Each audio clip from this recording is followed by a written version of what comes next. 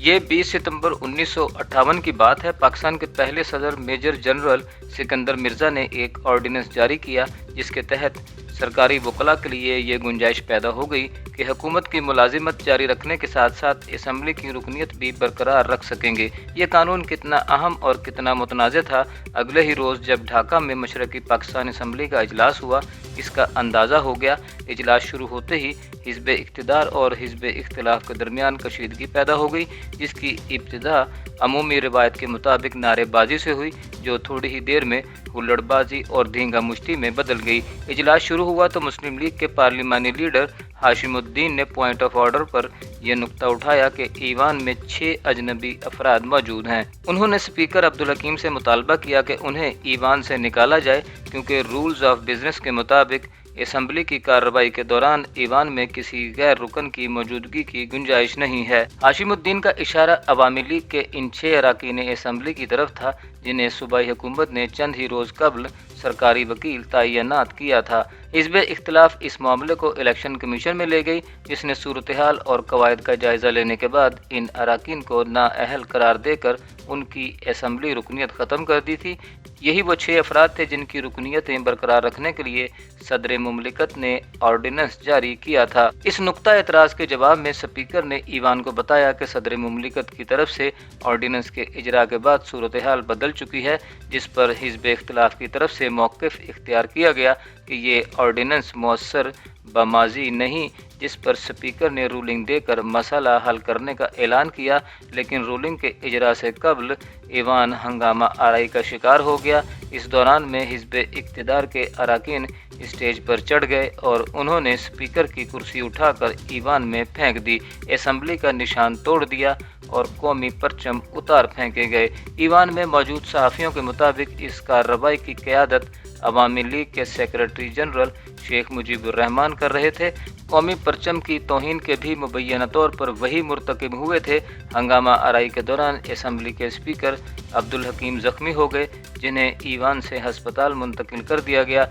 हंगामा शुरू हुआ तो सूरत हाल पर काबू पाने के लिए पुलिस ईवान में दाखिल हुई, लेकिन ऐनी शाहिदीन के मुताबिक पुलिस के अफसरों और जवानों को मारा पीटा गया, जिस पर वो ईवान से बाहर चले गए। अखबारात ने लिखा कि पुलिस किसकी इजाज़त से ईवान में दाखिल हुई ये वाज़ेह नहीं हो सका, तहम कायदे हिज़्ब इख्तिलाफ अबू हुसैन सरकार ने इंकशाफ किया कि पुलिस स्पीकर की हिदायत पर ईवान में दाखिल हुई थी, लेकिन खून रेज़ हंगामा आराई के बावजूद वज़ीर आला के हुक्म पर इसे ईवान से बाहर निकाल कर हंगामा करने वालों को खुली छुट्टी दे दी गई। स्पीकर ने हंगामा आराई के दौरान इजलास मुलतवी करने का ऐलान कर दिया था, लेकिन इजलास इसके बावजूद जारी रहा। स्पीकर के ईवान से बाहर जाने के बाद डिप्टी स्पीकर शाहिद अली ने कुर्सी सदारत पर बैठने की कोशिश की, जिसे हिज़्ब इख्तिलाफ ने नाकाम बना दिया। वो स्पीकर की कुर्सी पर ना बैठ सके तो उन्होंने कायदे ईवान की नशिस्त संभाल कर स्पीकर के खिलाफ अदम एतमाद की तहरीक पढ़ दी और इसकी मंजूरी का ऐलान कर दिया। यूँ 6 अरकान असम्बली की नाअहली के तनाज़े के बाद ईवान एक और तनाज़ा का शिकार हो गया। इस वाक़े से पहले भी सूबा मशरक़ी पाकिस्तान की हुक्मरान जमात और स्पीकर के दरमियान कशीदगी के इशारे मिल रहे थे। ये इख्तिलाफ़ात ज़्यादा खुलकर उस वक्त सामने आए जब इलेक्शन कमीशन की तरफ से नाअहल करार दिए जाने के बाद स्पीकर ने अवामी लीग के 6 अरकान की ऐवान ही नहीं असम्बली के अहाते में भी दाखिले पर पाबंदी आयद कर दी। लेकिन अखबारी इत्तलात के मुताबिक इससे भी चंद रोज़ पहले यानी 17 सितंबर को सूबाई हुकूमत ने एक हैरत अंगेज़ ऐलान किया था, जिसके मुताबिक स्पीकर के इख्तियारात में कमी कर दी गई थी और इनका ये इख्तियार सेक्रेटरी असम्बली को तफवीज़ कर दिया गया था कि अगर स्पीकर के खिलाफ अदम एतमाद की कोई करारदाद आती है तो वो स्पीकर को एतमाद में लिए बगैर इसे एजेंडे में शामिल करने के मजाज होंगे। 21 सितंबर के बाद हंगामे के बाद कशीदगी में मजीद इजाफा हो गया और अवामी लीग ने स्पीकर पर 2 इल्ज़ामात आयद किए। पहला इल्ज़ाम पुराने इल्ज़ामात की बाज़गश्त था कि वो गैर जानिबदारी से काम लेने की बजाय हिज़्ब इख्तिलाफ का साथ देते हैं। उन पर दूसरा इल्ज़ाम ये आयद किया गया कि उनका दिमागी तवाज़ुन बिगड़ चुका है, जिसके सबब वो ईवान की कार्रवाई चलाने के अहल नहीं हैं, लिहाजा उन्हें तहरीक अदम एतमाद के ज़रिए उनके मनसब से हटाना ज़रूरी हो गया है। अवामी लीग ने एक बयान में उन्हें गिरफ्तार करने का इरादा भी जाहिर किया। अखबारी इत्तलात के मुताबिक उन्हें गिरफ्तार करने की तैयारी भी शुरू कर दी गई। इन ही दिनों ये इत्तलात भी सामने आई कि हुकूमत की तरफ से स्पीकर को हासिल मराहत भी वापस ले ली गई हैं। इसके रद्द-ए-अमल में हिज़्ब इख्तिलाफ की तरफ से कहा गया कि हुक्मरान अवामी लीग रूल्स ऑफ बिजनेस और पार्लिमानी रवायत को रौंद कर डिप्टी स्पीकर शाहिद अली को स्पीकर बनाना चाहती है, लेकिन कानूनी पोजीशन ये है कि स्पीकर उस वक्त तक अपने मनसब पर बरकरार रहेंगे जब तक ईवान में रायशुमारी नहीं हो जाती। हिज़्ब इख्तिलाफ ने धमकी दी कि अवामी लीग ने अगर हुकूमती ताकत के बलबूते पर ऐसा करने की कोशिश की तो नतीजा खून खराबे की सूरत में निकलेगा। अवामी लीग इस मामले पर इतनी हसास क्यों थी, इसका अंदाजा ईवान की पहले रोज की कार्रवाई के दौरान ही हो गया था, जब हिज़्ब इख्तिलाफ के रुकन हाशिमुद्दीन ने बताया कि इलेक्शन कमीशन की तरफ से 6 अरकान की नाअहली के बाद अवामी लीग अक्सरियत से महरूम हो चुकी है और अब इसकी हुकूमत का कायम रहना मुमकिन नहीं। एक रोज़ कबल जब आर्डिनेंस के इजरा की खबरें शाया हुई थीं, इस मौका पर भी ये इत्तला सामने आई थी कि सदरी मुमलिकत ने वफाक में अपनी इत्तेहादी जमात की सूबाई हुकूमत को बरकरार रखने के लिए जल्दबाजी में ये कानून जारी किया है। इस सूरत हाल ने हुकूमत और हिज़्ब इख्तिलाफ के दरमियान पहले से मौजूद कशीदगी में मजीद इजाफा कर दिया। मामलात जब इस तरह काबू से बाहर हो गए तो वज़ीर आला अताउर रहमान और कायदे हिज़्ब इख्तिलाफ अबू हुसैन सरकार ने गवर्नर सुल्तानुद्दीन अहमद से मुलाकात की। गवर्नर का ताल्लुक भी अगरचे अवामी लीग ही से था, लेकिन दरमियान का रास्ता तलाश कर लिया गया और फैसला किया गया कि जब तक इस तनाज़ा को सुलझा नहीं लिया जाता, स्पीकर और डिप्टी स्पीकर दोनों ऐवान में नहीं आएंगे। हुकूमत और सूबाई असम्बली के स्पीकर के दरमियान इस कशमकश के नतीजे में ईवान की कार्रवाई मुकम्मल तौर पर मुअत्तल होकर रह गई। तसादम से अगले रोज़ स्पीकर और डिप्टी स्पीकर दोनों ऐवान में नहीं थे, इसलिए पैनल ऑफ चेयरमैन के रुकन अजीजुल हक की ज़ेर सदारत इजलास हुआ जो सिर्फ 10 मिनट तक जारी रह सका। इससे अगले रोज़ भी सूरत हाल मुख्तलिफ न थी। इस कशमकश में 3 दिन गुजर गए, जबकि चौथा दिन फैसला कुन साबित हुआ। स्पीकर अब्दुल हकीम जैसे ही अपने दफ्तर में पहुंचे, पुलिस ने उन्हें घेरे में ले लिया। दफ्तर में महसूर होने की वजह से स्पीकर इजलास का वक्त शुरू होने के बावजूद ऐवान में ना पहुंच सके। इस तरह उनकी अदम मौजूदगी में डिप्टी स्पीकर शाहिद अली को इजलास की सदरत करने का मौका मिल गया। इजलास शुरू होने पर कायदे हिज़्ब इख्तिलाफ ने स्पीकर को यरगमाल बनाकर ईवान में दाखिल होने से रोकने की मजम्मत की और डिप्टी स्पीकर शाहिद अली से मुतालबा किया कि वो स्पीकर की कुर्सी खाली कर दें, लेकिन डिप्टी स्पीकर ने हिज़्ब इख्तिलाफ के मुतालबे को नज़रअंदाज करते हुए कार्रवाई जारी रखी, जिस पर हिज़्ब इख्तिलाफ ने एहतजाज शुरू कर दिया, जो जल्द ही हंगामे में बदल गया। इसी दौरान किसी ने ईवान में से पेपर वेट डिप्टी स्पीकर को दे मारा, जिससे उनके चेहरे पर जख्म आए और मुंह से खून जारी हो गया। हंगामा आराई के दौरान हुकूमत और अपोजिशन के बहुत से अरकान बहम गुत्थम गुत्था हो गए, जिससे डिप्टी स्पीकर शाहिद अली के अलावा अजीजुल हक, मोहन मियाँ, पनीरुद्दीन और अब्दुल लतीफ़ बिस्वास जख्मी हो गए। जिस दौरान ईवान के अंदर हंगामा आराई जारी थी, ईवान के बाहर पुलिस ने लाठी चार्ज कर दिया, जिससे दूसरों के अलावा हिज़्ब इख्तिलाफ के कई अराकीन भी जख्मी हो गए। हालांकि एक रोज़ कबल गवर्नर के साथ मुलाकात में फ़रीक़ैन के दरमियान तय पाया था कि असम्बली के अहाते में कोई गैर मुतल्लका शख्स दाखिल नहीं होगा, सिर्फ अरकान असम्बली ही को दाखिले की इजाज़त होगी और वो भी कार्ड दिखाकर। लेकिन इसके बावजूद असम्बली के अहाते में भी गैर मुतल्लिक अफराद की बड़ी तादाद मौजूद थी। मशरक़ी पाकिस्तान के डिप्टी स्पीकर शाहिद अली, जो स्पीकर का मनसब संभालने के लिए बेचैन थे, 2 रोज़ तक बेहोश रहने के बाद 26 सितंबर 1958 को इंतकाल कर गए। यूं इक़्तिदार पर काबिज रहने की ये बेरहमाना लड़ाई, जिसमें सियासी, जमहूरी और पार्लिमानी तमाम रवायात को पामाल कर दिया गया था, अपने अफसोसनाक अंजाम को पहुंची। ईवान के अंदर स्पीकर का कत्ल पाकिस्तान की सियासी तारीख में एक इबरतनाक वाक़े के तौर पर अब भी याद किया जाता है, लेकिन इसकी तफसीलात से अदम वाकफियत की वजह से मरने वाले को हमेशा स्पीकर कहा गया, जबकि इस अफसोसनाक वाक़े की वजूहात कभी ज़ेर बहस न आ सकीं। क्या डिप्टी स्पीकर शाहिद अली ऐवान में ज़ख्मी होने की वजह से ही हलाक हुए? मशरक़ी पाकिस्तान के general officer commanding major general Umrao Khan इससे इत्तेफाक नहीं करते। वो अपनी याददाश्तों में एक जर्नैल की सरगुज़श्त में दावा करते हैं कि शाहिद अली को कोई मोहलिक जख्म नहीं आया था। उनके इलाज के लिए एक मेडिकल बोर्ड कायम किया गया, जिसमें 2 पाकिस्तानी डॉक्टर शामिल थे, लेकिन अवामी लीग के रहनुमा शेख मुजीबुर रहमान ने कलकत्ता से एक हिंदू डॉक्टर को मदऊ कर लिया था, इसे भी बोर्ड में शामिल कर लिया गया।